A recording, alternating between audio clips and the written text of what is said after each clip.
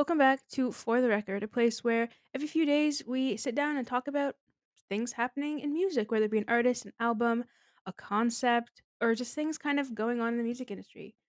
It's that time of year again, guys. Spotify has decided to spend millions, if not billions, on slideshows and still not pay their artists the right amount.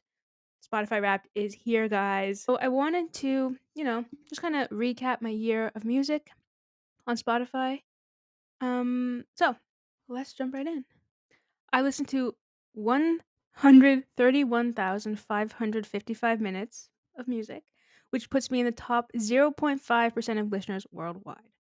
I must have some crazy amount of free time on my hands that I just didn't realize because that's like one fifth of the year. That's so much music. And I have a job. Like outside of this isn't a job. I have like a job that I go to. So that is a crazy amount of time. Um, the biggest listening day was October 4th. Don't know why that day was so much, with 1,157 minutes. You played 6,718 songs this year. So my top song is Yearn 101 by Schoolboy Q, with 706 total streams, which puts me in the top 0.001% of listeners of that song. Might as well just say I'm number 1. Might as well just say I'm number 1. Um, that's interesting though, because I thought for sure, I was dead set that Texas Blue by Quedeca featuring Kevin Abstract off of Scrapyard, which came out the same day as Journey 101.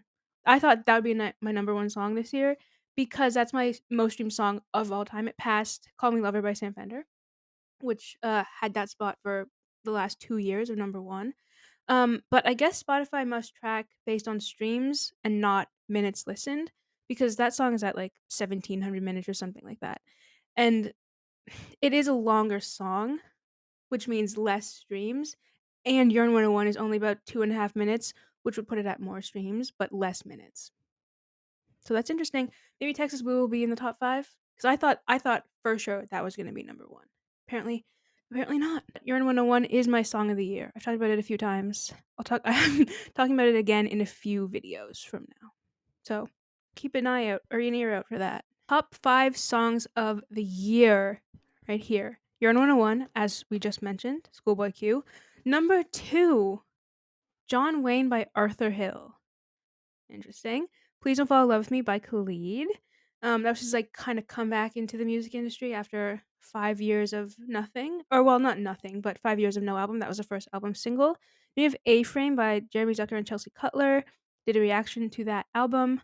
Made me cry a little bit because it was sad. And then Somewhere Sweet by Scott Hellman, who is a Canadian artist.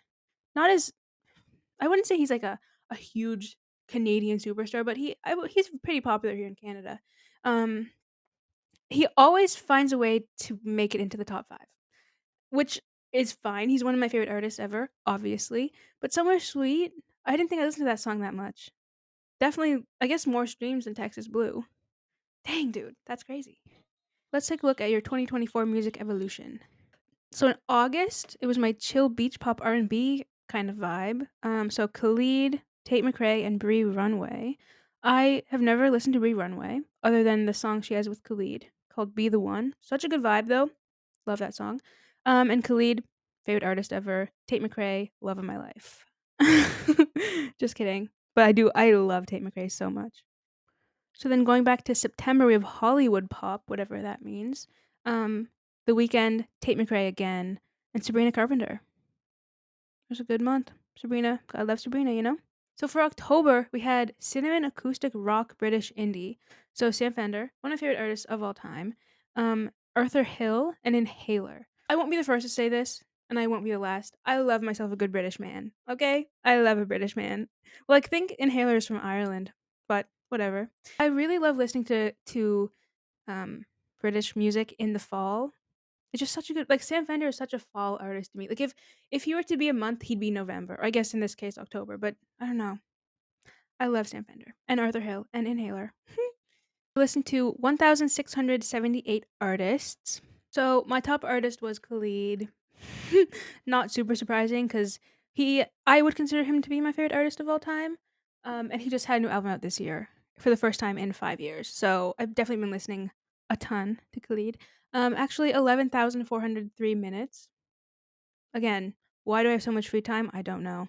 And then that puts me in the top 0.001% of his listeners. So that's nice. Okay, so we have top 5 artists. So we have Khalid, who I just mentioned. Jeremy Zucker is number 2.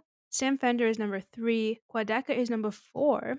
And Arthur Hill is number 5.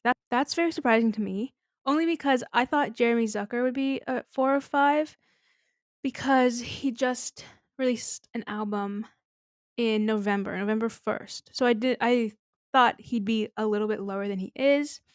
I thought Quadeca would be number 2 because of Texas Blue, as I mentioned, and Scrapyard. I kinda played Scrapyard nonstop for the entire year. And then we have Sam Fender, who I never stopped listening to. I love Sam Fender. And then Arthur Hill. I guess I listened to him a lot this year. I love Arthur Hill. He's such a good voice and just such, I don't know, a rising talent in Britain. So that's exciting. My top 4 here have all been number 1 at some point. So Khalid was 2020 and this year. Jeremy Zucker was 2021. Sam Fender was 2022, and Quadeca was last year. So they've all been number 1 at some point. Maybe next year Arthur Hill will be number 1. He does have an EP coming out in February, so it's always possible. So they didn't have a top genre this year. They usually do. Very surprising that they didn't. I would assume pop and then rap, I guess. Top 100 songs in a playlist. Let's see. So Texas Blue was 6. Very interesting. Heatstroke by Khalid, one of my favorite songs of this year, is 7. We have Arthur Hill's there again at number 9 with Hey Arthur. And then a lot more Khalid, some Sam Henshaw, some Black, more Schoolboy Q, more Khalid, Vince Staples, more Arthur Hill and Quadeca, Mariana's Trench, some Gene Dawson. Gene Dawson made it in. Amazing. Gonna talk about him in the next video about my albums of the year. Some more Sam Fender. The Weeknd's here a little. A bar song Tipsy by Shabuzi's in here. Shawn Mendes, also gonna talk about him in the next video. More Schoolboy Q, Felix Ames, Omar Apollo. Then we ended off with Quadeca. So that was my Wrapped. I thought it was pretty good. Obviously, it's the music that I listen to and the music that I like, so it's up to my standards and up to my taste. But I actually have one thing I want to rant about really quickly. I hate when I see people online, and they like post their Wrapped or their Apple Music recap or whatever, and they're like, "Please don't judge me for my Wrapped." I have 2 solutions for you. Don't listen to embarrassing music. 2, don't post it online. Uh, Simple as that. If you don't wanna be judged, don't post it. Because once it's online, anybody can comment on it. People can comment on this one, I don't care. I'm posting it here for you to watch. But, like, um, listen to, like, what you like secretly on, like, YouTube Music, and then listen to the cool songs on Spotify and post that if you don't wanna be judged. So, anyway, I hope everyone has a good day. Go enjoy your Spotify Wrapped. Go listen to your playlist. I don't know. Um, and let me know what your was in your Wrap. That'd be so interesting to know. And I will see you in a few days or next week or whenever I'm for the next video, which I think is albums of the year, or maybe it's going to be about Christmas music. One of the two. I'll see you soon though. Have a good day, guys.